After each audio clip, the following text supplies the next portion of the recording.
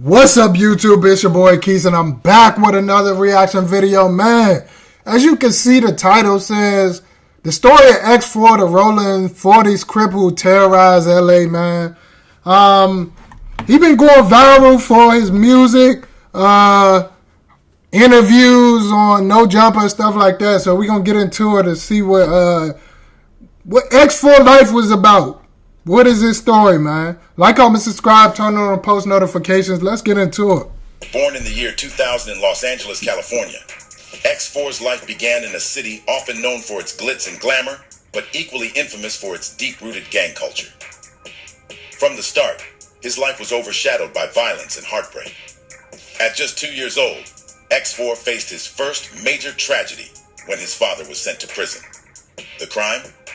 A shocking and brutal act. He shot X4's mother 5 times.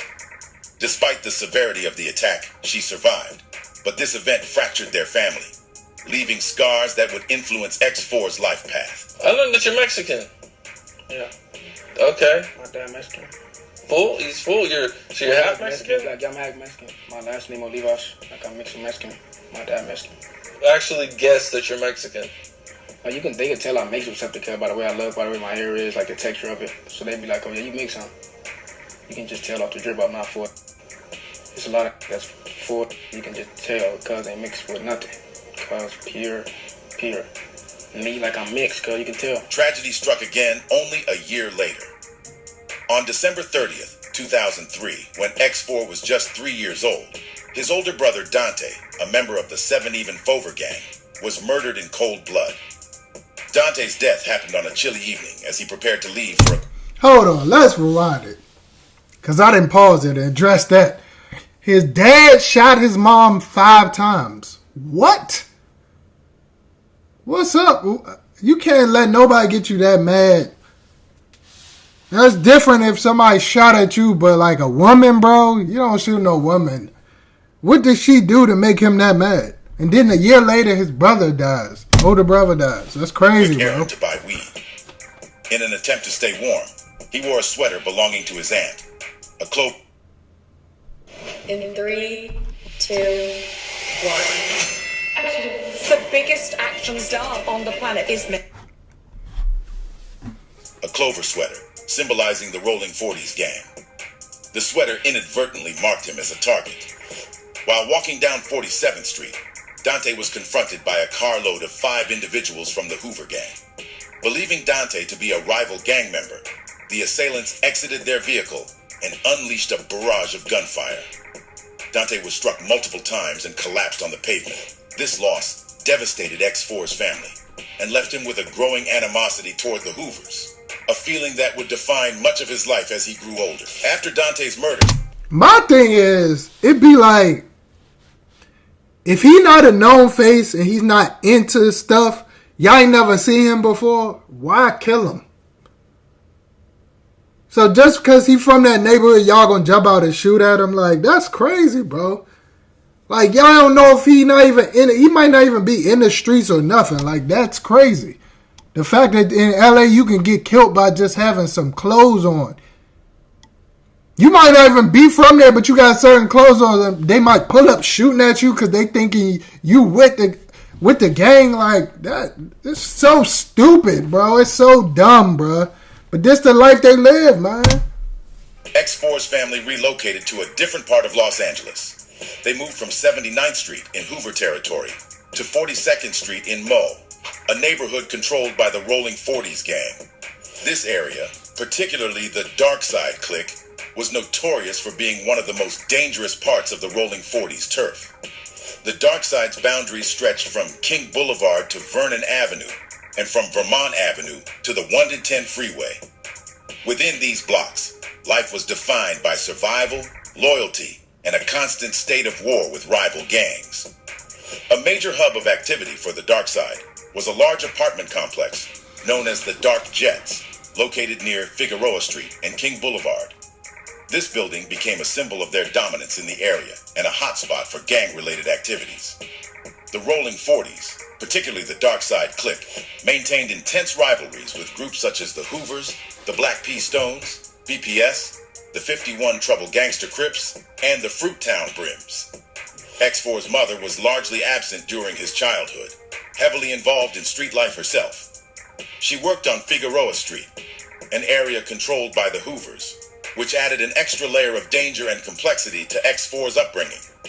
Without consistent parental guidance, X4 had to rely on himself and his older brothers, Baby Explosive, X3, and Tiny Foot, both of whom were deeply involved in the gang lifestyle. By the time X4 was 13 years old, he had already built a reputation as a troublemaker in his neighborhood. His first arrest came that same year after he and a group of friends decided to rob passengers on a city bus. Their plan unraveled quickly when law enforcement arrived on the scene, and X4 was arrested. This incident led to a 4-month stay in juvenile detention, a formative experience that set the tone for his teenage years. Throughout his adolescence, X4 was in and out of juvenile hall, frequently clashing with rivals and authorities alike. He gained a reputation as a fearless fighter, earning respect within the detention system by taking on numerous opponents in physical confrontations and emerging victorious each time. These fights solidified his status as someone not to be trifled with, both inside and outside of detention. On the streets, X4's reputation as a top gunner grew.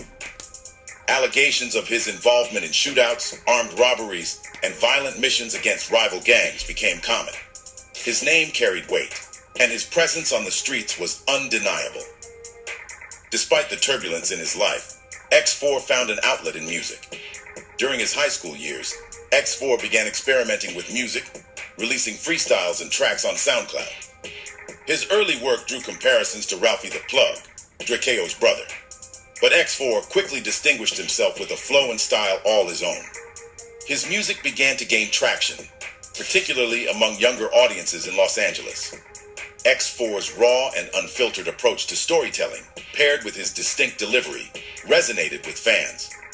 X4 became a pioneer of a new wave in LA rap, moving the city's sound away from the YG-dominated era of the early 2010s and into a fresher, grittier style. However, for X4, music was always a secondary priority. Gang life came first. This nigga walked in the county jail, Crip, walked in that motherfucker, like neighbor of 40s. You know, I didn't even give a fuck if my shoe was in there. Dead on my bed, walked in the court team, Crip.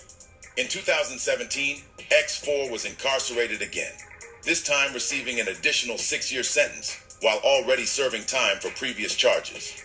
Even behind bars, his name was tied to street conflicts. He was allegedly involved in several shootings, including one in Black P. Stone's territory and another involving a member of the Hoover Gang. Although he faced a murder charge, the case fell apart due to conflicting witness testimonies and a lack of evidence. X4 remained resilient during his incarceration. He had the support of his brothers and a loyal circle of friends who kept his morale high. The COVID-19 pandemic brought an unexpected opportunity for early release, and in 2022, X4 was back on the streets of Los Angeles. A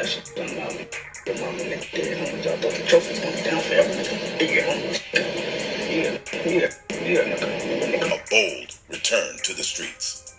When X4 returned home, he wasted no time getting back to his music. Initially, fans outside of Los Angeles were puzzled when they saw him wearing hats and colors associated with rival gangs. In LA gang culture, this is a bold statement, signaling fearlessness and dominance. It's a move only top gunners and highly respected individuals can pull off, as it's seen as a direct challenge to rivals.